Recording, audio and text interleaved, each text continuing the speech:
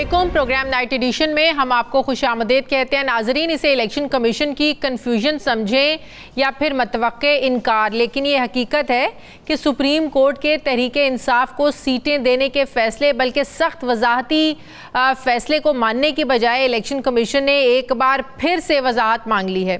अब जो election commission ने मौक़िफ़ अपनाया है कि वो कहता है कि एक तरफ सुप्रीम कोर्ट का हुक्म है तो दूसरी तरफ पार्लियामेंट से स्पीकर का ख़त है। इलेक्शन एक्ट पर अमल करें, पार्लियामेंट की बात सुने या सुप्रीम कोर्ट की डायरेक्शंस को देखें। हम जाएं तो कहां जाएं? इलेक्शन कमीशन ने अक्सरियती जज की 14 सितंबर की वजाहत को भी आज चैलेंज किया है, जिसमें यह मौक़िफ़ इख्तियार किया गया है कि अदालती फैसले पर ताख़ीर की जिम्मेदार इलेक्शन कमीशन नहीं। इलेक्शन कमीशन ने यह भी कहा कि सुप्रीम कोर्ट का मखसूस नशिस्तों का फैसला मफरूज़ों पर मबनी है। सुप्रीम कोर्ट तशरीह की आड़ में आइन को दोबारा रीराइट नहीं कर सकती, लिहाजा इस पर स्टे ऑर्डर जारी किया जाए। दूसरी तरफ जिस अंदाज में कवानीन को नाजरीन बदला जा रहा है, ऑर्डिनेंस लाया गया, पटिशन्स को फिक्स किया गया, ऐसे लग रहा है कि आइनी तरमीम आनी है और आकर रहेंगी, जिसकी एक नाकामी के बाद अब chairman Pakistan Peoples Party Bilawal Bhutto Zardari सबसे ज़्यादा हमें एक्टिव नज़र आ रहे हैं। क्या ये उनके लिए बहुत ज़रूरी है या वो इसको मजबूरी मानते हैं? सुनिए ज़रा बिलावल क्या कहते हैं इस हवाले से। आपने उस केस का सुना है जहाँ दो भाइयों को कत्ल का जुर्म दिया गया, उनको एक्सिक्यूट भी किया गया और सालों बाद पता चला कि वो बेगुनाह थे और उनको बाइज्जत बरी हो गई। एक गरीब औरत तकरीबन 50 साल जिद्दोजहद करती रही अपनी विरासत के लिए। 50 साल बाद उस औरत को शायद इंसाफ मिल रहा है, मगर माने कि जिस काम के लिए, जिस जिम्मेदारी के लिए आप उधर बैठे हो, आजकल वो जिम्मेदारी पूरा नहीं हो रहा। हम चाहते हैं कि इस अदालती निज़ाम को ताकतवर बनाएं। अगर हम चाहते हैं कि हमारे शहरियों को फौरी और जल्दी इंसाफ मिले तो फिर आईनी अदालत, आईनी वफाकी अदालत जरूरी है, मजबूरी है। नाजरीन, कौमी असम्बली में आइनी तरमीम पास कराने के लिए हुकूमत इत्तेहाद के पास क्या क्या ऑप्शंस हैं? तो पहली ऑप्शन तो ये नज़र आती है कि मौलाना साहब मान जाएं और अपनी 8 सीटें हुकूमत इत्तेहाद की झोली में डाल दें, बाकी 1-2 सीटें अगर कम पड़ती हैं तो तहरीक इंसाफ के आज़ाद मेंबरान से इधर उधर करके पूरी कर ली जाएँ। दूसरी ऑप्शन ये नज़र आती है कि मौलाना माने या ना माने और 10 की 10 सीटों का बंदोबस्त तहरीक इंसाफ के उन आज़ाद अरकान में से कर लिया जाए, जिसके लिए हुकूमत ने सुप्रीम कोर्ट के 63 के फैसले के खिलाफ अब रिव्यू पिटीशन दायर की है। यानी अगर अदालत रुकने पार्लियामेंट को फ्लोर क्रॉसिंग की इजाज़त देती है तो फिर तो हुकूमत आज़ाद अरकान से आसानी से वोट ले सकती है। आइनी तरमीम की मंजूरी के लिए जो तीसरा ऑप्शन नज़र आता है वो ये है कि इलेक्शन कमीशन सुप्रीम कोर्ट की वाज़ेह डायरेक्शन को नज़रअंदाज करे जो अब तक कर रहा है और मखसूस नशिस्तें पहले की तरह हुक्मरान इत्तेहाद को अता कर दे। तो लगता ऐसे है कि जो तीसरा ऑप्शन है ये सबसे आसान है, बड़ा आजमूदा लग रहा है और जूद हज़म लग रहा है, क्योंकि इस ऑप्शन में वो कहते हैं कि ना हींग लगे ना फटकरी और रंग भी आए ऐसा चौखा, यानी उधर मखसूस नशिस्तों पर नोटिफिकेशन हो और उधर जो स्पीकर साहब हैं वो हल्फ ले लें और अगले ही सीन में हम देखें कि आइनी तरमीम पास हो जाएँ। दूसरी तरफ आइनी तरमीम को लेकर मुल्क के सबसे बड़े मुनसिफों के दरमियान हमें एक दरार तकसीम वाज़े नज़र आ रही है। आने वाले चीफ जस्टिस ने जाने वाले चीफ जस्टिस को खत लिखा और फिर जवाब में मिला, जवाबुल जवाब का एक सिलसिला शुरू हुआ। पहले जस्टिस मंसूर अली शाह ने नई जजिस कमेटी पर एतराज़ करते हुए चीफ जस्टिस को खत लिखकर पूछा कि सदारती ऑर्डिनेंस आने के बाद चंद घंटों में नई कमेटी कैसे बन गई, कैसे बना दी गई, और चीफ जस्टिस ने दूसरे और तीसरे नंबर के सीनियर जज को कमेटी के लिए क्यों नहीं चुना, क्यों जस्टिस मुनीब को बर्खास्त किया गया। चीफ जस्टिस काजी फायजीसा ने जवाबी खत में वाज़े किया कि कानूनन आप यानी जस्टिस मंसूर इस बात पर सवाल नहीं उठा सकते कि चीफ जस्टिस किस जज को कमेटी में शामिल करते हैं नहीं करते हैं, लेकिन मैं हमेशा एहतसाब और शफाफियत की हिमायत करता रहा हूँ, इसलिए वजह बताऊँगा। चीफ जस्टिस ने अपने जवाबी खत में कहा कि जस्टिस याहिया आफरीदी ने जजिस कमेटी में शामिल होने से माजरत की तो जस्टिस अमीनुद्दीन को कमेटी में शामिल किया गया। खत में चीफ जस्टिस ने लिखा कि सीनियर जजिस से जस्टिस मुनीब का रवैया मुनासिब नहीं, वो तो अपनी गर्मियों की छुट्टियां मनाते रहे और इतना जो बोझ था अदालत पर उन्होंने बॉदर नहीं किया। लेकिन ये सब कुछ मैं आपके इसरार पर बता रहा हूँ, ये चीफ जस्टिस ने जवाब दिया जस्टिस मंसूर अली शाह के खत का। नाजरीन, आपको याद होगा कि खतूत के जरिए अपने चीफ जस्टिस से और उसके फैसलों से इख्तलाफ करने का एक सिलसिला मौजूदा चीफ जस्टिस काजी फायज ईसा ने ही शुरू किया था। जस्टिस काजी फ़ाइज़ ईसा ने बतौर जज जुलाई 2022 के बाद चीफ जस्टिस उमर अता बंदयाल को मुतअद्दिद खतूत लिखे, जिसमें जुडिशल कमीशन के इजलासों उनकी कार्रवाइयों पर सवाल उठाए गए, जुडिशल कमीशन के फैसलों के बरक्स जजिस की तैनाती पर एतराज़ात उठाए गए। काजी फ़ाइज़ ईसा ने बेंचेस की तश्कील समेत कई अदालती उमूर पर इख्तलाफ राय के लिए भी खतूत का सहारा वो लेते रहे। अब यही सिलसिला उनके चीफ जस्टिस बन जाने के बाद भी जारी है और उन्हें अपने साथी जजेस जो हैं अब वो खतूत लिख रहे हैं। इन खतूत से सुप्रीम कोर्ट के अंदर जारी जो रस्साकशी है ये खुलकर सामने आ रही है। ना सिर्फ खत बल्कि जजेस अपने फैसलों में एक दूसरे के साथ अपना स्कोर सेटल करते हुए नजर आ रहे हैं। पहले मखसूस सीटों पर 2 जजेस ने इख्तलाफी नोट लिखा कि जो फैसला आइन और कानून के मुताबिक ना हो इस पर अमल दरामद नहीं होना चाहिए, तो इसका जवाब 8 जजेस ने अपने अक्सरियती फैसले में दिया कि इख्तलाफी नोट में जिस तरीके से जजेस ने इख्तलाफ किया वो सुप्रीम कोर्ट के जजेस के तहम्मुल और शाइस्तगी से कम है। अब नाजरीन सवाल ये है कि क्या जजेस में तकसीम की वजह से इलेक्शन कमीशन सुप्रीम कोर्ट के फैसले पर अमल नहीं कर रहा और क्या हुकूमत भी जजेस के दरमियान जारी महाज आराई का फ़ायदा उठा रही है? इसी पर मैं बात करूँगी। मुझे ज्वाइन कर रहे हैं सीनियर माहिर कानून बैरिस्टर चौधरी एतजाज़ अहसन साहब। अस्सलाम वालेकुम, बहुत बहुत शुक्रिया चौधरी साहब आपका। चौधरी साहब, बड़ा ही अजीब मामलात लग रहे हैं, उलझते हुए लग रहे हैं। लगता है हमारी जो सियासत है ये मखसूस नशिस्तों के गिर्द ही जब से इंतखाबात हुए 8 फरवरी के उसी के नज़दीक घूमे जा रही है। मखसूस नशिस्तों का पहले 12 जुलाई का फ़ैसला, फिर वजाहती ऑर्डर, फिर तफसीली फ़ैसला, अब फिर इलेक्शन कमीशन ये सवाल पूछ रहा है कि भाई हमें बताएं कि हमने क्या करना है, आपकी माने या हम पार्लियामेंट की माने। तो इलेक्शन कमीशन का क्या फ़र्ज़ बनता है, वो भी अगर एक सवाल पूछ रहे हैं। अगर मैं आपसे पूछूं कि इलेक्शन कमीशन को किस तरफ जाना है, सुप्रीम कोर्ट को देखना है, उसके फैसले को प्रायोरिटी देनी है या पार्लियामेंट को? देखें, अगर तो उनको तशरीह उनसे नहीं हो रही तो तशरीह के लिए तो सुप्रीम कोर्ट ही जाना पड़ेगा। अगर उनको तशरीह में कोई इबाम नहीं नज़र आता तो फिर वो स्पीकर की बात मानेंगे। पर जो हमारे चीफ इलेक्शन कमिश्नर हैं असल में ये सबसे ज़्यादा ज़िम्मेदार है इस सारे माहौल का। जब ये 90 दिन हुए थे इलेक्शन, उसकी असम्बली डिज़ोल्व हुए, वो 90 दिन हुए थे पंजाब की और खैबर पख्तूनख्वा की असम्बलियों की डिज़ोल्व हुए। ये सिंपल सी बात थी, ये उस वक्त इलेक्शन कराते।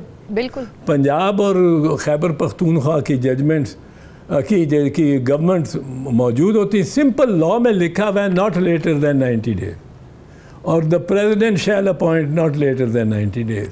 ये आप उसमें पढ़ लें, उसमें CEC का कोई जिक्र ही नहीं है। अब वो CEC ने इलेक्शन एक्ट के तपेर इन्हिसार करना शुरू कर दिया।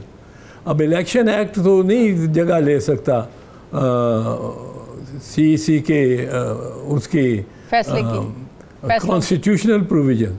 कॉन्स्टिट्यूशनल प्रोविज़न में बड़ा क्लियर था ये इलेक्शन, इन्होंने वहाँ से चलते हैं ना, वहाँ ये इलेक्शन हो गया होते। पंजाब की खैबर की हुकूमतें इन प्लेस होती, दोनों लेजिटमेट होती और फिर बर वक्त कौमी असम्बली के इलेक्शन करा दिए गए जाते। वहाँ भी अनवारुल हक जो प्राइम मिनिस्टर थे और उनकी कैबिना को ज़ायदुल मियाद चलाया गया। इस मामले में ज़ायदुल मियाद एक दिन से नहीं हो सकते आप। सही। अगर एक दिन भी आप हो जाएं, जब आइन कहता है नॉट लेटर देन, नहीं ये नहीं कहा कि विद इन 90 डेज, सिर्फ ये नहीं कहा विद इन 90 डेज।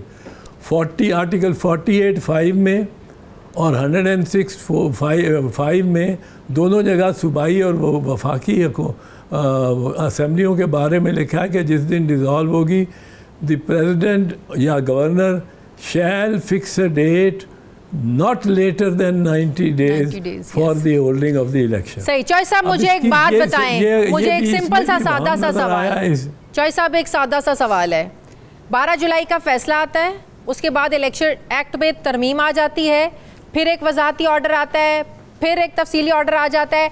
अब जो अपने अंदाज में इसकी तशरीह कर रही है इलेक्शन एक्ट जो लेके आई हुकूमत कि चूंकि इलेक्शन एक्ट में तरमीम हो चुकी है लिहाजा सुप्रीम कोर्ट के फैसले की कोई अहमियत नहीं है, सुप्रीम कोर्ट का फैसला जो है ना वो अमल दरामद उस पर नहीं हो सकता।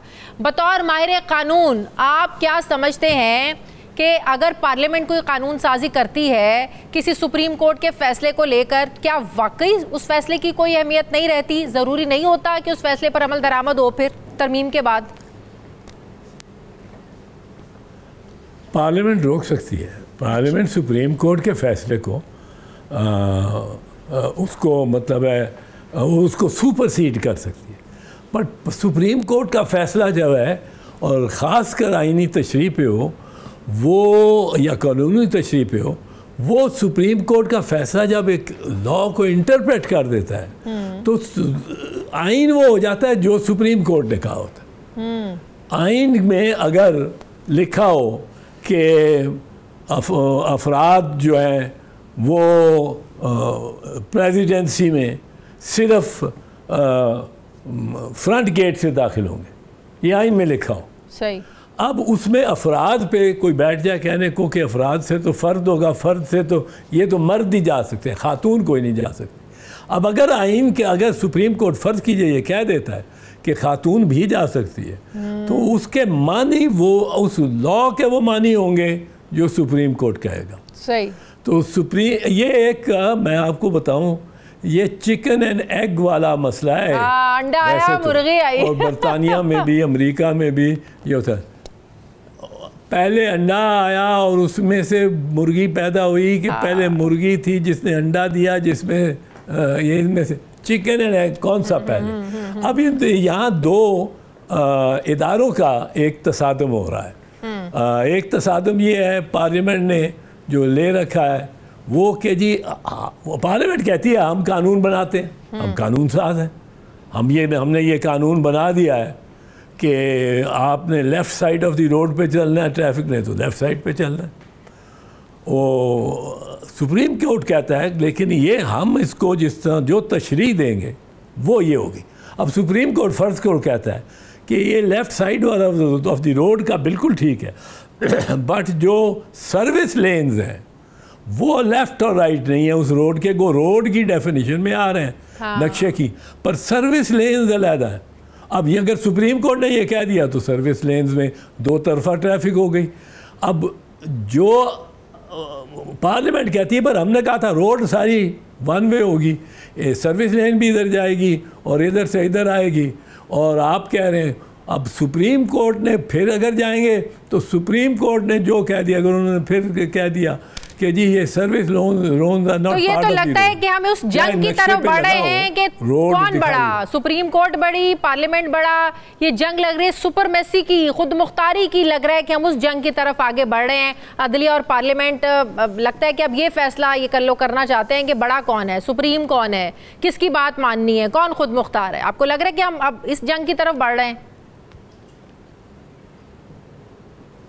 जंग बढ़ रहे हैं पर जो खुद मुख्तार है, जो सबसे मुख्तार है दुनियावी तौर पे, वो आराम से देख रहा है और ये काम करवा भी रहा है, और वो इसमें से फ़ायदा उठाएगा, हर दफ़ा उससे फ़ायदा उठाए। अब एक कॉन्स्टिट्यूशनल अमेंडमेंट है जिसका कोई ताल्लुक अस्करी इदारे से नहीं है, लेकिन उसमें यह लिखा जाता है कि आर्मी एक्ट के तहत जो काम शाम या कोई होंगे या एक्ट्स होंगे और उनको तहफ़्फ़ुज़ होगा आइन का। अब ये कहाँ से आ जाता है बीच में? अब आप लड़ रहे हैं सॉवरेंटी की जंग, सुप्रेमेसी की। मैं स्पीकर साहब को पूछता हूँ, आप लड़ रहे हैं कि आपने चीफ इलेक्शन कमिश्नर को भी लिख दिया है कि आप उस तरफ ना देखें, सुप्रीम कोर्ट की तरफ। पार्लियामेंट ने जो कहा है वो हतमी है, पार्लियामेंट ने जो कहा है वो हतमी है जब वो सुप्रीम कोर्ट की उसकी तरजीह हो जाती, तौसी हो जाती है। अब ये जंग, जैसे मैंने कहा, ये लड़ाई चिकन और एग वाली है, पर इसमें सुप्रीम कोर्ट का लास्ट वर्डिक्ट जो है वो वर्डिक्ट होता है और वो चलता है और वो ही इसकी तशरीह करेंगे। और ख़ुद जो ये कह रहे हैं चीफ इलेक्शन कमिश्नर कि उनको समझ नहीं आती क्या करें, वो जो जजेज हैं उन्होंने अपने इसमें लिखा हुआ है फैसले में, 12 जुलाई के फैसले में कि जब अगर आपको इसमें कोई नुक्ता ऐसा हो जो मुबहम हो तो आप हमारे पास आके आ जाएं और हम वजाहत कर देंगे। हाँ। और उन्होंने वजाहत कर दी है। हाँ। लेकिन अब जो गवर्नमेंट है, गवर्नमेंट की ये कोशिश है, यकीनन है और होगी, कि किसी तरह ये आईनी तरमीम पहले से तय हो जाए और फैसला हो जाए, हमारे वोट पूरे हो और हम इसको आईनी तरमीम को गुजारें। करा लें। हाँ। साथ उन्होंने कोशिश की है कि जजेस की तादाद बढ़ा के, जो आम कानून से बढ़नी है, जो कॉन्स्टिट्यूशनल अमेंडमेंट से नहीं बढ़नी, जो आम act of parliament will determine the number of, अब एक्ट ऑफ पार्लियामेंट से वो 23 2 एडहॉक जजेस ले लिए उन्होंने और 23 कर लिए।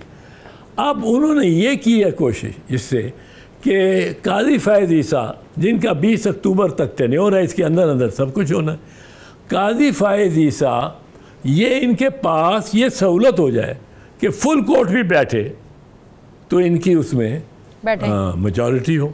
और आप देखेंगे कि ऐसा होगा और कोशिश की जाएगी और होगा।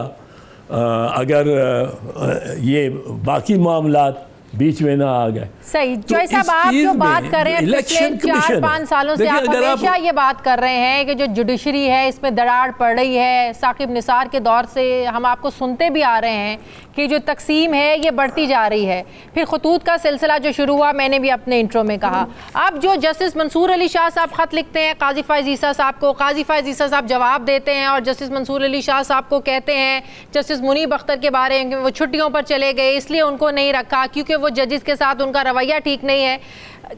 क्या जजेस का छुट्टियों पर जाना या इख्तलाफ राय रखना, क्या अगर मैं आपसे पूछूं, आपको तो सारे मामलात का पता है, क्या ये जुर्म है? इख्तलाफ राय रखना जुर्म है? अगर जुर्म है तो उनको कमेटी से निकालना भी ठीक है। अगर आप अपनी छुट्टियां अवेल नहीं कर सकते, अगर ये भी जुर्म है तो फिर उनका एतराज़ ठीक है।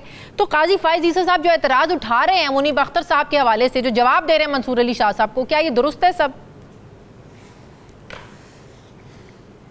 नहीं, ये तो दुरुस्त नहीं है कि आप अगर अपनी छुट्टी, जो कि कानून में आपकी टर्म्स ऑफ एम्प्लॉयमेंट में भी और वो लिखी नहीं है, दर्ज है कि आपको छुट्टियां मिलेंगी, तो वो छुट्टी उस दिन करना है या उस अरसे के लिए करना तो गुनाह नहीं है, वो तो खिलाफ कानून नहीं हो सकता। कानून खुद जब ये छुट्टियों के दिन देता है तो ये तो बिल्कुल गलत बात है। इस पे आपको एतराज़ करना, एक जनरल एतराज़ सियासी होता रहता है कि जी जजेस छुट्टियाँ बहुत ज़्यादा करते हैं, जजेस को मिलती बड़ी छुट्टियाँ हैं, ये गवर्नमेंट सर्वेंट्स की तरफ से होता रहता है और उनकी तरफ से बुनियादी तौर कि जजेस को बहुत मराहत मिलती हैं और फेडरल सेक्रेटरी को कम मिलती हैं। अब जजेस के लिए एक सहूलत तो होती है कि उनको प्रोटेक्शन भी देनी होती है कानून ने। इधर हमारे यहाँ अब ये लगता है कि तमाम रख रखाव के जो को एग्जिस्टेंस के जियो और जीने दो को के जो जितने मराहिल थे वो अब गुजर चुके हैं। अब आप ये मैं तो ये देख मतलब सोचता हूँ कि ये जब 20 अक्टूबर आएगी, हाँ। अब कादी साहब या तो उधर chief justice federal constitutional court होंगे, अगर वो उनको इस दौरान लग जाते हैं उधर, तो सुप्रीम कोर्ट की बिल्डिंग तो सुप्रीम कोर्ट की है। अब सुप्रीम कोर्ट में आपने जज, अगर उसको तो लगाना पड़ेगा चीफ जस्टिस किसी को, नहीं तो एक्टिंग चीफ जस्टिस होंगे अपने शाह साहब, मंसूर अली। अब क्या ये टर्फ बैटल इस तरह तक जाएगी कि ये मेरा कमरा है, ये मेरी अदालत है और मेरे जो एहलकार हैं, मेरे दफ्तर और मेरे मातहत, वो जाके उधर उसको बंद करें और ये अच्छा। अब ये एक चीज़ मुझे बताएं, हज़ारों केस इसमें शिफ्ट होने, बिल्कुल एक नई अदालत बनती है, हज़ारों कोई वो शिफ्ट होने उसकी तरफ जो जाने, कोई 60% कॉन्स्टिट्यूशन कोर्ट में और कोई 40% सुप्रीम कोर्ट में रह जाएंगे। बिल्कुल, जिसको सुप्रीम कोर्ट कहा जाएगा, लेकिन वो सुप्रीम नहीं होगी। अब सुप्रीम कोर्ट से एक तो ये दफातर, ये एहलकार, ये चपरासी, ये सेक्शन अफसर, वो कौन सी फाइल संभालेगा? मैं हूँ जज सुप्रीम कोर्ट का, मेरे पास फाइलें जो पड़ी हैं, अब वो कहते हैं जी इनमें से 30% तो आपकी जा रही हैं क्योंकि वो कॉन्स्टिट्यूशन कोर्ट को चली गई। सही। अब उन पे बहस होगी कि क्या एक ये ताख़ीर, एक पहली बहस, जो केस भी जाएगा फेडरल कोर्ट में या सुप्रीम कोर्ट, जब बंटवारा इसका होगा, हर केस में एक नुक्ते पे बहस होगी। पहले वो कहेंगे, वकील जो रिस्पोंडेंट होएगा, जो रिस्पोंडेंट और डिफेंडेंट हो, उसका वकील ये पॉइंट लेगा कि जी इस केस में इन वाक़यात पे आपका इख्तियार नहीं, सुप्रीम कोर्ट का इख्तियार है। सही। वो कह रहे होंगे सुप्रीम कोर्ट में जो केसेस गए होंगे, इनमें चूंकि आर्टिकल 19 का जिक्र आ गया, आपका इख्तियार नहीं, वो उस अदालत, ऊपर वाली अदालत का। मतलब कि एक नई लड़ाई शुरू हो जाएगी अगर आईनी अदालत बन जाती है। मुझे ये बताएं कि अगर वुकला भी हमें बड़े डिवाइडेड नजर आ रहे हैं।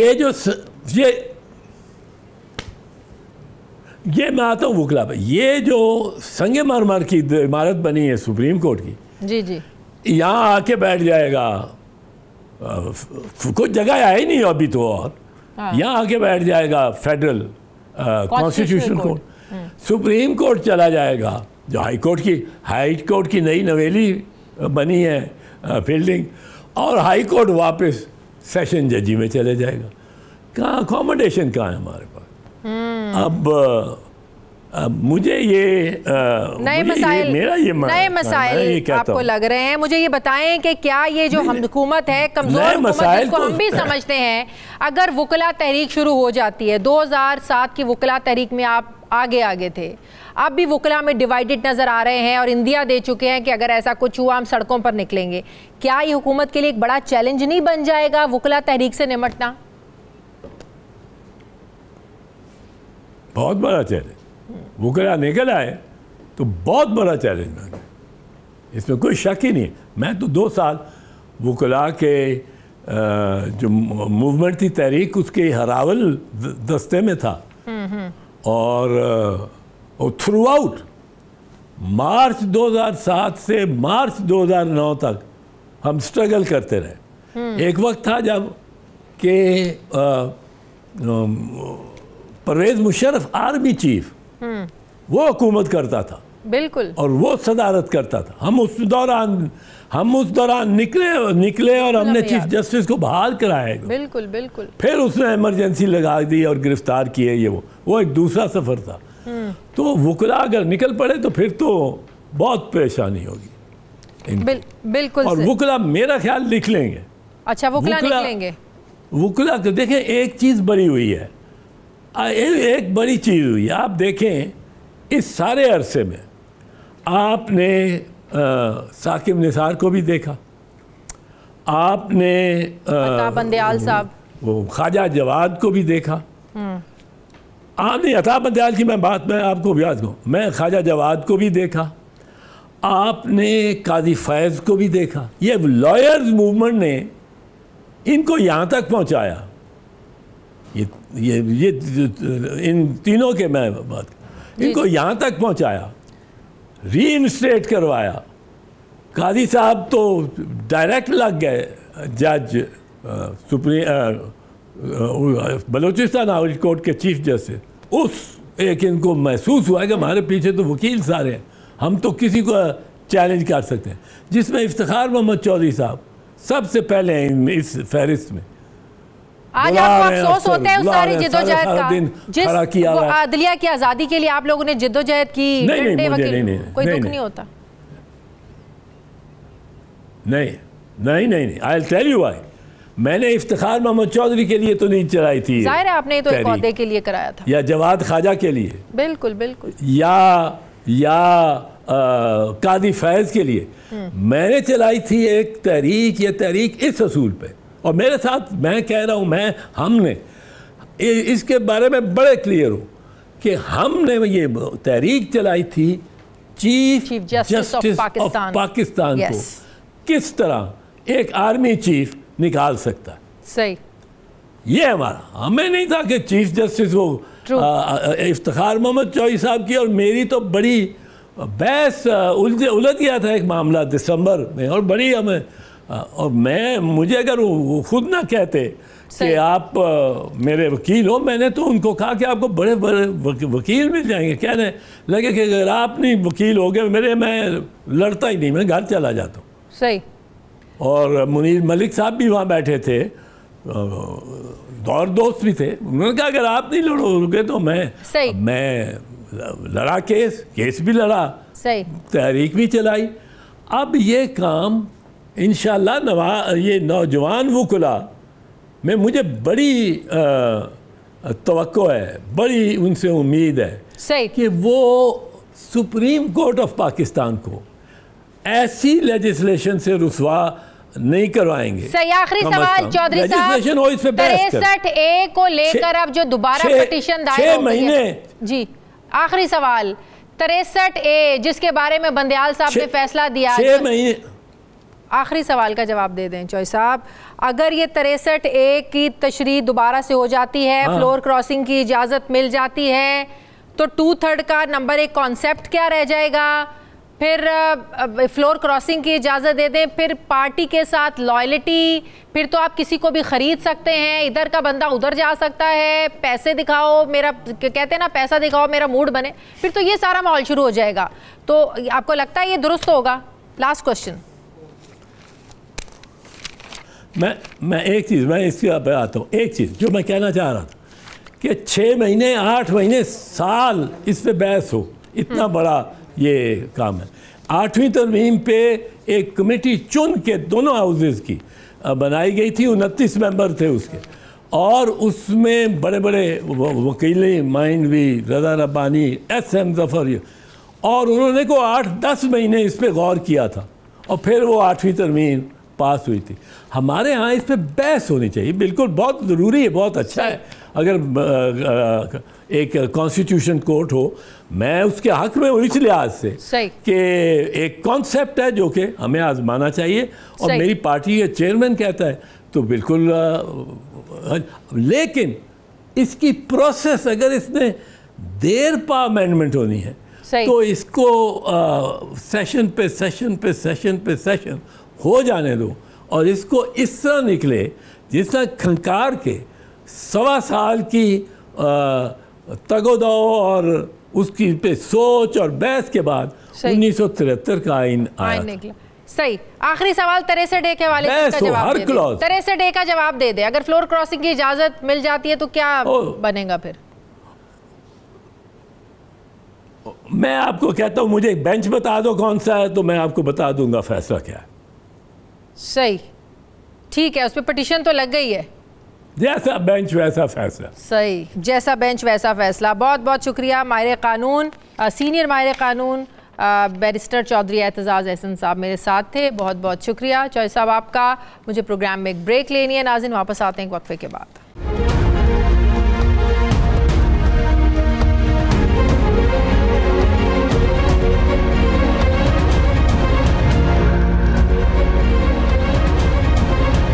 ब्रेक के बाद एक बार फिर से आपको खुशामदीद कहते हैं नाज़रीन। ये बड़ी पाकिस्तान के लिए अलमिया भी है और अदालती इंसाफ को लेकर भी एक बड़ी अलार्मिंग सिचुएशन है कि जैसे बेंचेस वैसे फ़ैसले। जब बेंचेस बनते हैं तो पता अगर ये चलना शुरू हो जाए कि इस बेंच का ये फ़ैसला, तो यकीनन ये एक इंसाफ मिलने वाले लोगों को जो इंसाफ है उस पर भी एक बहुत बड़ा सवाल है। अदालती निज़ाम पर, अदालती साख पर एक बहुत बड़ा जो ज़ाहिर एक सवाल उठ जाता है। और फिर आइनी तरमीम को लेकर जो हुकूमत तगदो कर रही है, कभी मौलाना को मनाना, और अब जो इलेक्शन कमीशन ने सुप्रीम कोर्ट के फैसले को मानने से इनकार किया है, बल्कि एक दफ़ा और वजाहत मांग ली है। पहले वजाहत मांगी, सुप्रीम कोर्ट ने वजाहत दी, उसके बाद तफसीली फैसला आ गया, और अब एक बार फिर से इलेक्शन कमीशन कंफ्यूज है कि हम किसकी सुने, हम पार्लियामेंट की सुने या हम सुप्रीम कोर्ट की सुने।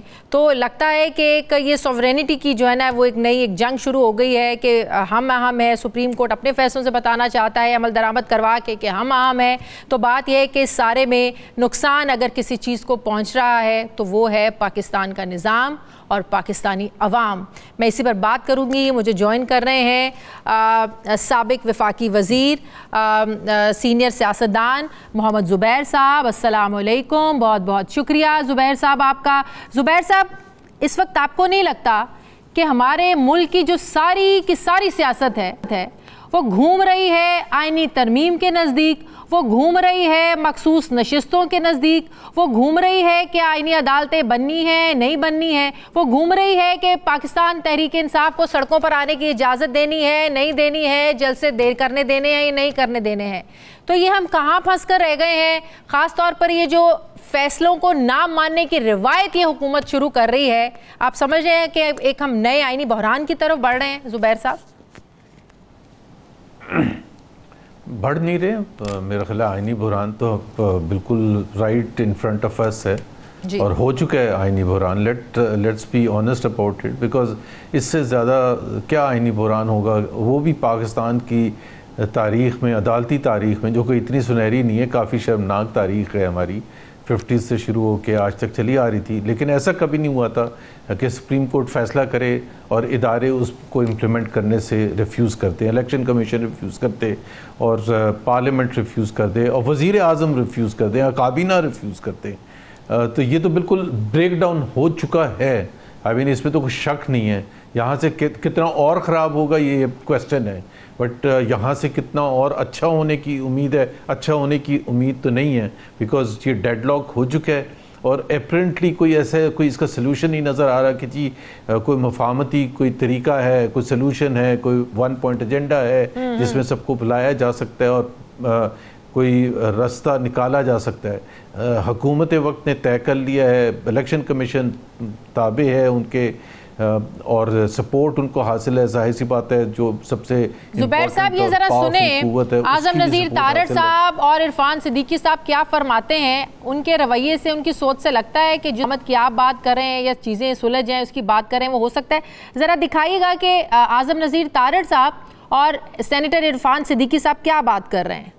इलेक्शन एक्ट में जो 2 बुनियादी तरामीम की गई वो बतौर मुल्की कानून के आज भी कानून मौजूद है, और जिसमें पार्लियामान ने ये कानून बनाया कि आपने इलेक्शन जीतने के बाद 3 रोज़ के अंदर, अगर आप आज़ाद हैसियत से मुंतखब हो के आए हैं, 3 रोज़ के अंदर आपने किसी पोलिटिकल पार्टी को ज्वाइन करना है और वो इर्रिवर्सिबल है अब कानून के तहत। आईने पाकिस्तान में जो स्कीम है उसमें लिखा है इन अकॉर्डेंस विद लॉ, तो उसको मद्देनजर रखा जाए तो ये सीट्स जो हैं ये नहीं दी जा सकती। सिचुएशन ये है कि एक तरफ इस वक्त मुल्की कानून है, दूसरी तरफ अदालत का फैसला है। आप जब आइन की पासदारी ना करें तो हमें बता दें कि हम कहां जाए। क्या पार्लियामेंट के सामने जब 2 रास्ते हों कि क्या जो आइन कहता है वो उस पर अमल करे या कोई गैर आइनी अदालती हुक्म कहता है तो उसकी पैरवी करे।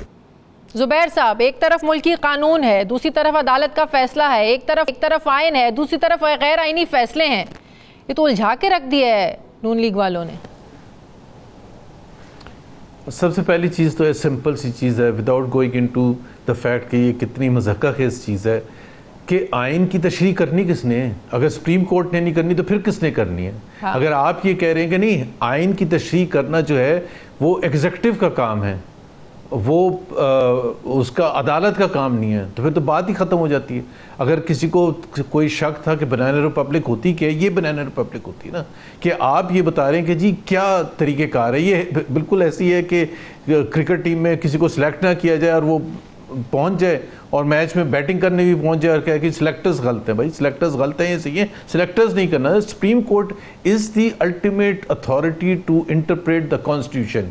It can be wrong because there are always 2 parties to the conflict, दो पार्टीज होती है ना, एक से हुकूमत है, एक ऑपोजिशन है, जो भी है, वो अदालत जाती है। जैसे अदालत में कोई भी केस के लिए दो पार्टीज होती हैं, एक के हक में फैसला आता है, दूसरे के हक में नहीं आता है। और अगर ये मान लिया जाए, इरफान सिद्दीकी और आज़म तर और हुकूमत पाकिस्तान का पॉइंट ऑफ व्यू अगर ये मान लिया जाए, तो फिर उनको बाकी 25 करोड़ अवाम को भी ये राइट देना चाहिए कि अदालत अगर कोई फैसला करते हैं तो आप मानने से इनकार कर दें, क्योंकि अगर आपकी नज़र में वो कानून की खिलाफ वर्जी है तो आप ना करें। And they should also get away with it. तो फिर आप ये नहीं कि किसी को आपने फैसला कर दिया कि जी आप घर पर आपने इल्लीगल या ज़मीन पर आपने इल्लीगल कब्जा किया है और कोर्ट कहता है कि जी आप खाली करें, और वो कहते हैं जी कोर्ट की जो इंटरप्रिटेशन है वो गलत है कानून के मुताबिक, मैं नहीं खाली करूंगा।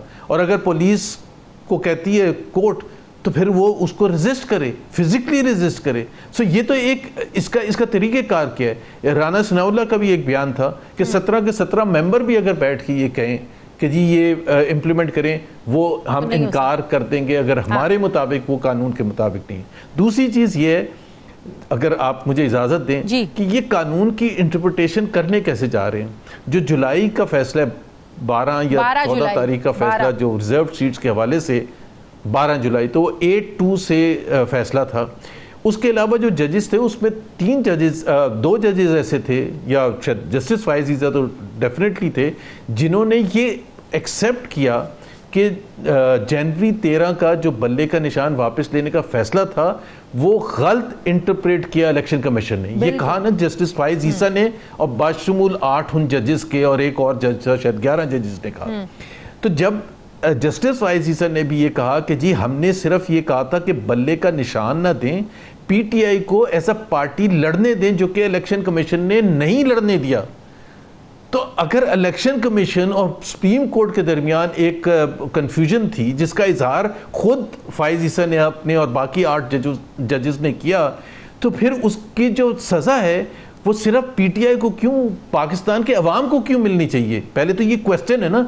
इसका मतलब ये कि सारा electoral process has to be called into question, उसकी इंटीग्रिटी, कि अगर वो खुद मान रहे हैं, या तो वो कहते हैं ना कि नहीं जी इलेक्शन कमीशन ने सही इंटरप्रेट किया था, आप ये कह रहे हैं कि इतनी बड़ी पॉलिटिकल पार्टी को उसका हक से छीना गया, आप ये कह रहे हैं, और फिर आजम नज़ीर तारड़ साहब कह रहे हैं कि वो जो हक छीना गया था उसको आप भूल जाएं, जस्ट फॉरगेट अबाउट इट, जो बल्ले का निशान लिया था उसको भूल जाएं।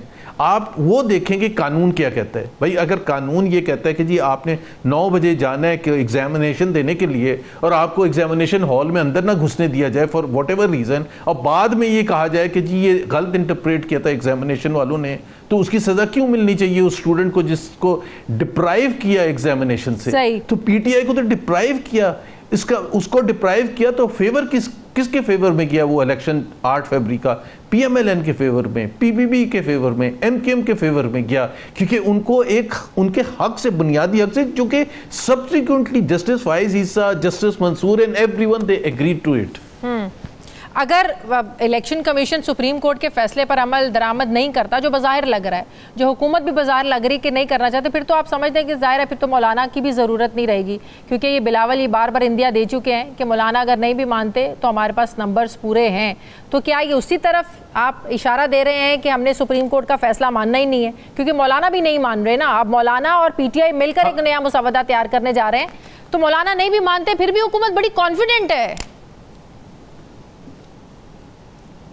देखिए जी, मेरी परेशानी या आपकी या आम पाकिस्तानी की परेशानी इससे ज़्यादा होनी चाहिए कि मौलाना मानते या नहीं मानते, क्योंकि हम ख्वाहिश तो कर सकते हैं कि किसी ना किसी तरह से ये अमेंडमेंट ना हो और पाकिस्तान का कानूनी निज़ाम बच जाए।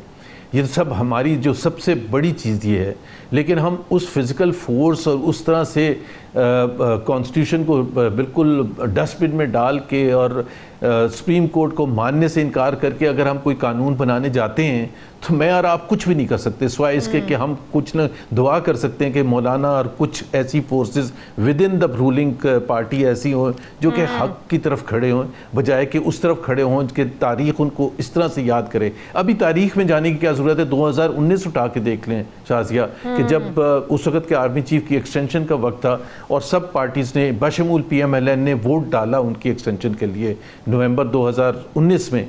उसके within months of that और within a year of that, और आज आप किसी से पूछ रहे तो सब डिसोन करते हैं, बिल्कुल, क्योंकि वो तारीख का हिस्सा नहीं बनना चाहते। वो कहते हैं कि जी हम इस गुनाह में शामिल नहीं थे। मरियम नवाज ने तो ये कहा मैं इस गुनाह में शामिल नहीं थी। पूरी पॉलिटिकल पार्टी तकरीबन 80 मेंबरान जाके वोट डाल रहे हैं, सेनेटर्स वोट डाल रहे हैं विद फ्यू एक्सेप्शंस, शायद Khaqan Abbasi, Pervez Rashid and 1 or 2 other जिन्होंने वोट नहीं डाला, उनका कुछ कॉन्शियस था। तो हो सकता है कि इस वक्त भी हुकूमत के ऐसे कुछ लोग हों। आप तो जानते होंगे, आप तो सबको जानते हैं, लगता तो नहीं है। आप जानते होंगे कि कौन ज़मीर की आवाज़ पर चलना चाहता है लेकिन मजबूर है मुस्लिम लीग नून में कुछ ऐसे लोग। वो एक 2002 में होते थे हमारे एहतशाम ज़मीर ही थे शायद जनरल, जो कि सारा उन्होंने इलेक्शन रिग किया था 2002 का, तो उनके बारे में ये थे कि एहतशाम ज़मीर का हम नहीं सुनना चाहते। तो ज़मीर की आवाज़ मेरा नहीं ख्याल है, शायद एक आध हो, वो भी बहुत मुश्किल से। People like Shahid Khaqan Abbasi are no more in the party, जो थोड़ा बहुत इन्फ्लुएंस भी कर सकते थे, जो पार्टी के अंदर बैठ के ये समझा भी सकते थे कि ये काला कानून हमें नहीं पास करना चाहिए। और वो तो सिर्फ एक आर्मी चीफ की एक्सटेंशन थी, बहुत छोटी बात थी, मतलब इन द ओवरऑल कॉन्टेक्स्ट। यहाँ तो पूरा का पूरा आइन कहा जा रहा है कि मियां नवाज शरीफ साहब भी खुश नहीं है ऐसी तरमीम से, वो कोई इतना एक्टिव भी नजर नहीं आए। मौलाना को मनाने का हो, शहबाज शरीफ साहब गए, जरदारी साहब गए, बैकएंड पे उनकी कोई कोशिशें ना नजर आई ना लग रहा है। और जिस दिन वोटिंग का इनका प्लान था, गए, नाकामी हुई, चुप करके वापस आ गए। तो आप भी मियां साहब के मूड को बड़ा ज़बरदस्त जानते हैं, उनकी सियासी सोच को जानते हैं। वाकई मियां साहब खुश नहीं हैं इन तरमीम से? नहीं, दो चीज़ें तो बिल्कुल क्लियर है ना शाजिया, कि वो वोट डालने के लिए आए थे ना, वो लाहौर से इस्लामाबाद वोट डालने के लिए आए थे। और उनको जो मायूसी, जो एटलीस्ट ज़राए से और जो मेरी अपनी नॉलेज है, इस चीज़ की मायूसी थी कि हुकूमत ने, प्राइम मिनिस्टर ने और आज़म तार और जो भी लोग रिस्पॉन्सिबल थे, उन्होंने होमवर्क नहीं किया होता और बग़ैर होमवर्क किए हुए असेंबली का सेशन कॉल कर लिया था। और फिर उसकी वजह से शर्मिंदगी उठानी पड़ी। इतवार की सुबह को 11 या 11:30 बजे असेंबली सेशन था और कोई भी ऑन बोर्ड नहीं था, तो वो उस चीज़ से नाराज़ थे। अदरवाइज़ तो अगर ये सारा कुछ ऑन बोर्ड होता, सैटरडे की रात को मौलाना साहब मान जाते, तो आई एम 100% श्योर मियां नवाज शरीफ वोट डालते। इसमें मुझे कोई ज़ुबैर साहब, आईनी अदालतें मुल्क इस वक्त मुल्क के लिए वाकई एक ज़रूरत है? जिस तरह अदालतों पर केसेस का बोझ है, आम बंदे की आवाज़ सुनी नहीं जाती है। कौन से केसेस लगते हैं? सियासी जमातों के लगते हैं, PTI के लगते हैं, इलेक्शन कमीशन के लगते हैं, नून लीग के लगते हैं। ये वाकई ज़रूरत है, क्योंकि आज हमें ये बताया जा रहा है, आज हमें ये याद दहानी करवाई जा रही है कि भाई ये तो मिसाक जमहूरियत में हम लोगों ने तो तय किया था 2006 में, जब मिसाक जमहूरियत हुआ था नून लीग और पीपल्स पार्टी के बीच में। तो 2006 का ये जो आप लोगों का एक प्लान था इन लोगों का, ये आज बड़ा शदोमत से, ज़ोर शोर से क्यों याद आ रही है? दो चीज़ें, एक तो जाहिर है 2006 के बाद बिल्कुल भूल गए थे।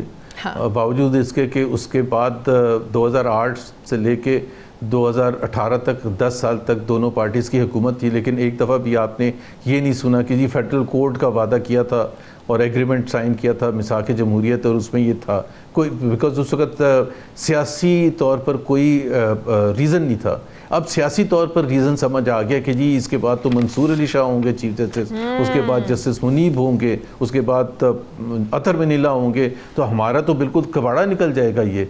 और सबसे ज़्यादा तो इमीडिएट अभी कबाड़ा निकलेगा, जिसका इजहार खुद ख्वाजा आसिफ ने किया अब से चंद हफ्ते या 1 महीना पहले कि जी अक्टूबर के बाद PTI एक्सपेक्ट कर रही है कि जी वो ट्रिब्यूनल्स इफेक्टिवली काम करेंगे फरवरी के इलेक्शन के हवाले से, और ये हमारी तो मिनॉरिटी कन्वर्ट हो जाएगी, तो वो तो नहीं एक्सेप्टेबल। तो उसको स्टॉप करने के लिए दूसरी बात ये है कि फेडरल कोर्ट जो आप बना रहे हैं, तो सुप्रीम कोर्ट तो बिल्कुल टुथलेस हो जाएगा ना उसके बाद।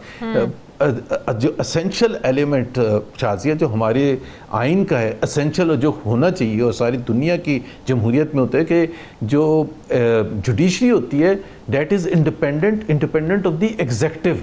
यस, नॉट अब जो कर रहे हैं, अब they are making it subservient to the executive, like bureaucracy is subservient to the executive. वो पोस्टिंग ट्रांसफर के लिए डिपेंडेंट है, वो अच्छी पोजीशन के लिए डिपेंडेंट है। सो पहला जो चीफ जस्टिस होगा फेडरल कोर्ट का, उसी से आपको पता चल जाएगा कि जी वो कौन अपॉइंट करेगा, प्राइम मिनिस्टर। और उसकी एज लिमिट है 68, सुप्रीम कोर्ट की रहेगी 65। तो 65 से 68 इस वक्त कौन शख्स है जो कि सबसे ज़्यादा बेनिफिशियल हो सकता है उसका, वो जस्टिस फाइज ईसा है। दूसरा मैं आपको एक एग्जाम्पल बता देता हूँ, सबसर्विएंट टू दी जुडिशरी, जो कि टू दी एग्जीक्यूटिव, जो कि नहीं होना चाहिए।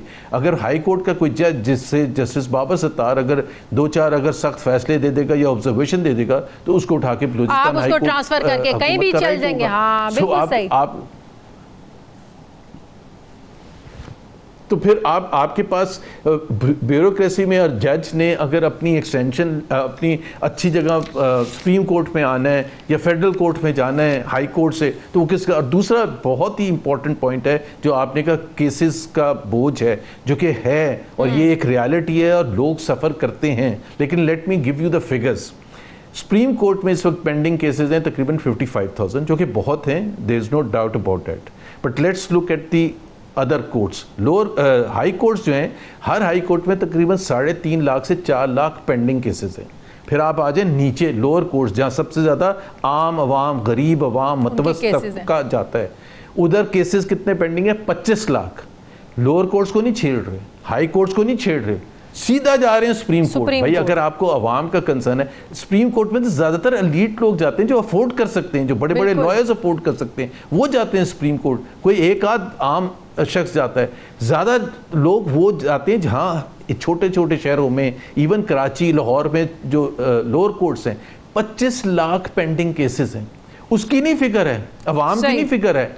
हाई कोर्ट्स में 3.5 से 4 लाख केसेस पेंडिंग है, उसकी नहीं फिक्र है। 55,000। आखिरी सवाल का जवाब दे दें। देखें बड़ा कंसर्न, ये सारा अरेंजमेंट अगर ये कहा जाए जी, ये एक आखिरी सवाल, ये जो सारा अरेंजमेंट हो रहा है, आपने मखसूस नशिस्तें पीटीआई से लेनी है, आपने आईनी तरामीम लेके आनी है, आपने कोई रास्ता ढूंढना है कि काजी फाइज ईसा को आपने नहीं जाने देना। आप मानते हैं कि ये पीटीआई तहरीक इंसाफ ने इतना ज़्यादा परेशान कर दिया है कि आईनी निज़ाम से, आईनी हर चीज़ तहस नहस करके भी अगर हुकूमत को कुछ करना पड़े ना, वो करने से गुरेज नहीं कर रहे हैं। एम आई राइट और रॉन्ग? बिल्कुल 100% है। और this is not the first time. जो भी पॉपुलिस्ट लीडर होता है तो उसके खिलाफ कानून भी बनते हैं। जैसे जनरल ज़ियाउल हक के वक्त में मजलिस शूरा में 7th अमेंडमेंट हुई थी, वो फिर आके दूसरी असम्बली ने आके 8th अमेंडमेंट करके ख़त्म की। जनरल परवेज़ मुशर्रफ ने 70th अमेंडमेंट करके पूरा हुलिया बिगाड़ दिया था आइन का, इस वजह से कि किसी न किसी तरह से PMLN और PPP को रोका जाए। फिर वो जब 2010 में 18th अमेंडमेंट होकर उसको ख़त्म। So this is not the first time. और उससे पहले भी एग्जांपल्स हैं, पूरा का पूरा आइन ही एब्रोगेट कर दिया था 58 में जनरल अयूब ने, फील्ड मार्शल अयूब ने, 69 में जनरल याया ने एब्रोगेट कर दिया था, ज़ियाउल हक ने सस्पेंड कर दिया था आइन, मुशर्रफ साहब ने सस्पेंड कर दिया था। सो ये this is not the first time that is happening. So एक तो ये है कि हमारी तारीख सबसे ज़्यादा जो अफसोसनाक बात होती है, जो आपने कहा ना PTI, yes this is PTI specific. PTI specific क्यों है? क्योंकि that is the most popular political party. जो मोस्ट पॉपुलर पॉलिटिकल पार्टी होते हैं उसका लीडर और वो पार्टी। आपने अभी फैसला नहीं किया कि आप कहाँ जा रहे हैं, PTI में जा रहे हैं, कहाँ जा रहे हैं या कहीं नहीं जा रहे। आप इतनी पॉपुलर पार्टी है, आप बड़ा सर्व कर सकते हैं। नहीं दिया, जब आप मशवरा देंगी तो फिर इतना सर्व कर सकते हैं, जबरदस्त आप अपने एक्सपीरियंस से सर्व कर सकते हैं PTI को। इंशाअल्लाह ताला कुछ न कुछ तो होगा। बहुत शुक्रिया, बहुत शुक्रिया। साबिक वफाकी वज़ीर, साबिक गवर्नर सिंध हमारे साथ थे, मोहम्मद ज़ुबैर साहब। बहुत शुक्रिया आपका ज़ुबैर साहब, आपका। मुझे ब्रेक लेनी है नाज़रीन, वापस आते हैं वक्फे के बाद।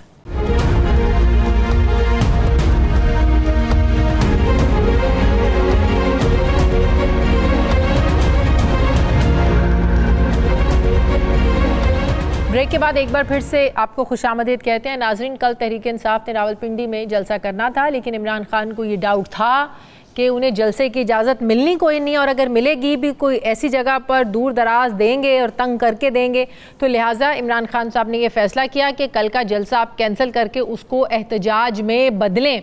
तो आप जो है, ज़ाहिर है जलसे के लिए तो आपको इजाज़त की ज़रूरत होती है, आप किसी एहतजाज के लिए तो इजाज़त की ज़रूरत नहीं है।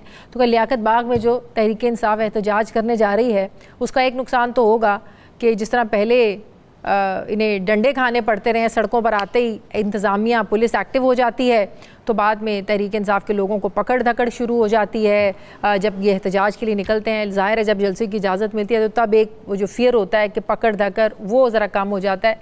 ये एक फ़ियर है कल के लिए, पकड़ धकड़, मार धाड़, लाठी चार्ज, और इसके साथ साथ जो इमरान खान ने कहा है कि अब हम बिल्कुल किसी से मुज़ाकरात नहीं करेंगे, इस्टेब्लिशमेंट से बात नहीं होगी, किसी से नहीं होगी। तो क्या तहरीक इंसाफ मुज़ाकरात के दरवाजे बिल्कुल बंद कर रही है? मैं बात करूँगी, मुझे लाहौर स्टूडियोज़ में ज्वाइन करें अपोजिशन लीडर पंजाब अस्म्बली मलिक अहमद खान बच्चर साहब। अस्सलाम वालेकुम, बहुत बहुत शुक्रिया आपका।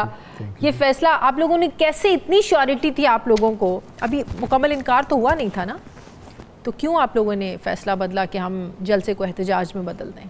देखिए, बात यह है कि पहले दो जो प्रेसिडेंट्स सेट हुई हैं वो मेरे ख्याल में वो इशारा ही काफ़ी है। पहले इन्होंने हमें संगजानी, एक लूला लंगड़ा, एक अद पचद जिसको कहते हैं, वो हमें NOC दिया, और उसके बाद इन्होंने पूरा इस्लामाबाद कॉर्डन ऑफ कर दिया। हाँ।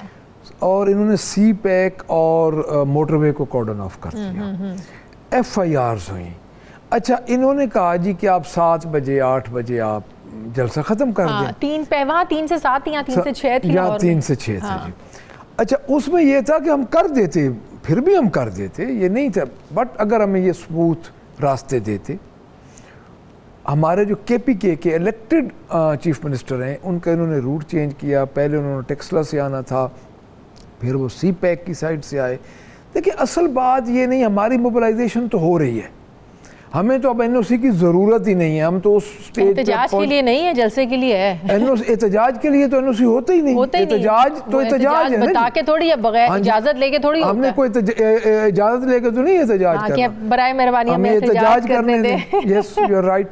अच्छा, उसमें यह है कि इधर हमें उन्होंने काना हमें दी, और काना से पहले मैं आज आपको ये कैटेगोरिकली एक बात कर रहा हूँ, कम लोगों को पता है, जिस वक्त हमें NOC दिया जा रहा था उससे पहले इधर एक पूरी टीम आई है चेक करने, अच्छा, काना वाली जगह, कि ये ऐसी जगह है कि यहाँ पे हम PTI को फंसा दें, इधर को बंदा नहीं आएगा। बंदे निकलने शुरू हो गए। लोग तो पाकिस्तान तहरीक इंसाफ के साथ है, बानी चेयरमैन के साथ है। और जब इन्होंने देखा कि लोग आ रहे हैं तो इन्होंने रात को, पूरी रात हमारे कंटेनर इन्होंने बंद करने शुरू कर दिए।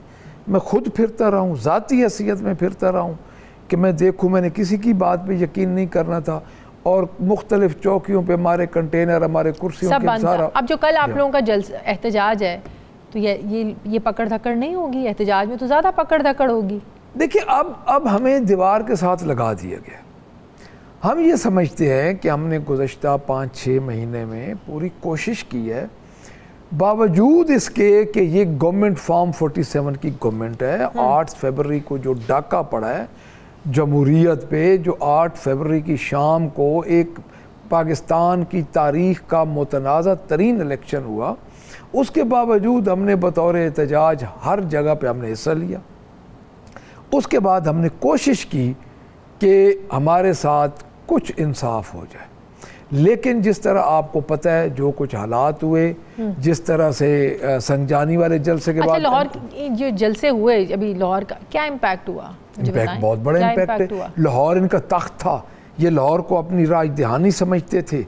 मुस्लिम लीग नून, वो तो 8 फरवरी को भी बता दिया ना आप लोगों ने। अब इस जलसे का क्या इम्पैक्ट था? वो तो बकौल आप लोगों के 8 फरवरी को आप लोग बता चुके हैं, अवाम अपना फैसला दे चुकी। 8 फरवरी को इन्होंने इस फैसले को तब्दील कराया, और दोबारा लोगों ने बताया कि लाहौर इमरान खान के साथ है और इनकी आंखें खुल गई हैं। अब हम क्यों नहीं इनसे ले रहे NOC लियाकत बाग का? हम इसलिए नहीं ले रहे कि हमें इन्होंने लियाकत बाग का NOC देना ही नहीं, ये फिर हमें को रवात की तरफ लेके जा रहे थे। यानी ये इनका एक वतीरा बन गया, तो हमें जरूरत नहीं है इनके NOC की। सही, हम एक पुरअमन जमात है, सियासी जमात है, एहतजाज कर लें, ये मखसूस नशिस्तें उन्होंने आप लोगों को नहीं देनी। देखिए जी, बात ये मैं अर्ज करता हूँ, देखिए बात ये है कि उनके नज़दीक सुप्रीम कोर्ट के फैसलों की अहमियत नहीं है। मैं वही मैं इसी तरफ आ रहा हूँ। ये जमात नहीं है, ये माफिया है। आप 85 से देख लें, एक डिक्टेटरशिप के ज़रिए ये जमात आई, उसके बाद हमेशा इन्होंने एक सौदाबाजी की और डिक्टेटरशिप के ज़रिए ही इक़्तिदार पे आए। आप तारीख़ उठा के देखें, 1988 का जो इलेक्शन था, जब असम्बलियाँ टूटी थी, केयर टेकर जो चीफ मिनिस्टर था पंजाब के 1988 में मियाँ नवाज शरीफ थे। फिर इस्लामी जमहूरी इत्तेहाद वाली कहानी आपको पता है जी। 97 वाला इलेक्शन आपको पता है, अभी वो मिसाके जमहूरियत हुआ उसका सारा हशर आपको पता है जी। उसके बाद अब 18 में तो 24 में तो हर चीज़ इन्होंने रोड पे आगे नंगी कर दी, यानी इनको लाने वाले भी मुकम्मल नंगे हो गए और इनको जो ये आए जो तरीका इन्होंने किया, ये तो पहले ही फॉर्म 47 की गवर्नमेंट है और हम आप खुद देखें कि पाकिस्तान तहरीक इंसाफ नशिस्तों लेकिन यही पार्लियामेंट तरमीम करने जा रही है, यही पार्लियामेंट कानून साजी कर रही है। इसी पार्लियामेंट ने वो कानून साजी की जिसको आज सुप्रीम कोर्ट को कह रहे हैं कि लिहाजा हम कानून साजी कर चुके हैं, कानून साजी करना पार्लियामेंट का इख्तियार है, पार्लियामेंट इज सुप्रीम। लिहाजा स्पीकर साहब कहते हैं इलेक्शन कमीशन को कि सुप्रीम कोर्ट के फैसले पर अमल दरामद नहीं हो सकता। बिल्कुल आप ठीक कह रही हैं, इनका माइंड सेट है। सुप्रीम कोर्ट पे इन्होंने हमला किया था, आपको याद है, हमें भी याद है कि सुप्रीम कोर्ट पे यही जमात चढ़ दौड़ी थी। कुछ अर्सा पहले सुप्रीम कोर्ट के बाहर जो हमारी चीफ मिनिस्टर हैं उसने जो सिर्फ 12.5 करोड़ आवाम को टिकटॉक पे चला रही हैं, तो उन्होंने जो सुप्रीम कोर्ट के बाहर जो हशर किया था, जब स्पीच की थी, आपको पता है, हर टाइम काम करती हुई नजर आती हैं। देखिए अब मैं बहैसियत अपोजिशन लीडर जितना मैं उनको समझ रहा हूँ, पंजाब के लिए बहुत बड़ा डिज़ास्टर है मरियम बीबी, उनको कुछ पता नहीं है काम का। अब अगर इस तरफ हम आएंगे तो लंबी, आपको बहुत पता था बुज़दार, और इसका आप इसलिए कंपैरिजन नहीं कर सकते कि ये तो एक खानदान 50 साल से हुकूमत कर रहा है, एक्सपीरियंस्ड है, उनके बाप रह चुके हैं जी, उनका वालिद साहब वज़ीर आला रह चुके हैं, वज़ीर आज़म रह चुके हैं, चाचा रह चुके हैं। उनका यही एक्सपीरियंस है कि उन्होंने एनुअल डेवलपमेंट प्रोग्राम पे कट लगाया और IPP को पैसे दे दिए, यानी उन्होंने अपनी उधर से निकाल के और अपनी जेब में ही पैसे डाल दिए। पहला एक्सपीरियंस उनका ये है। दूसरा एक्सपीरियंस ये है कि उन्होंने 799 अरब रुपए किसान का नुकसान किया गंदम न खरीद के। अब किसान ने सस्ते दामों गंदम बेची, अब और हाथ पे हाथ रख के किसान बैठा है। मौलाना इस वक्त आपके साथ हैं, आईनी तरमीम का मुसवदा PTI के साथ मिलकर कुछ ड्राफ्ट कर रहे हैं आप लोग?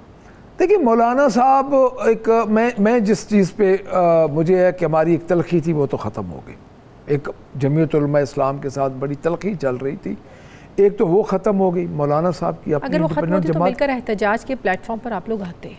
नहीं, मेरे ख्याल में नेक्स्ट स्टेप यही होगा, नेक्स्ट स्टेप यही होगा जो हुकूमत के लिए बड़ा और जो मैं अर्ज़ करता हूँ आपको, जो अभी हमारा एक मुश्तरका मुसवदे की हमारी टीम बनी है, हमारा नेक्स्ट स्टेप यही होगा कि हम एक प्लेटफॉर्म बनाएंगे, उस प्लेटफॉर्म पे हमने एहतजाज शुरू करना है। इस वक्त पाकिस्तान का मतलब है PTI आईनी तरमीम के लिए तैयार है, लेकिन आप लोग अपनी सोच के मुताबिक या आप लोग समझते हैं कि ये तरमीम होनी चाहिए, करना चाहते हैं आप लोग भी, तो ही मैं मौलाना के साथ बैठ रहे हैं ना, आप लोग पार्लियामेंट के पास करना चाहते हैं आप लोग। मैं बताता हूँ आपको, जब एक चीज़ आपके पास आती है ना जी, हमारा इंडिविजुअल, हमारा इटसेल्फ कोई प्लान नहीं है कि हम एक इसका इनिशिएटिव लें, लेकिन तो मौलाना से आप क्यों बैठ रहे हैं? मैं अर्ज़ करता हूँ आपको, उसका यह है कि उन्होंने इनिशिएटिव लिए हुए गवर्नमेंट ने। हम समझते हैं कि उनकी तरमीम जमहूरियत पे भी डाका है और अदलिया के निज़ाम पे भी डाका है।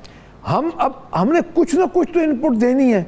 अब हम अपनी मर्जी से आप लोग ये एक्सपेक्ट कर रहे हैं कि मखसूस नशिस्तें अगर आप लोगों को मिल जाती हैं, आप लोग मेजॉरिटी में तो नहीं, फिर भी नहीं आ सकते? नहीं, मेजॉरिटी देखिए तो नहीं आ सकते इस असेंबली में, मेजॉरिटी में तो हम आना भी नहीं चाहते।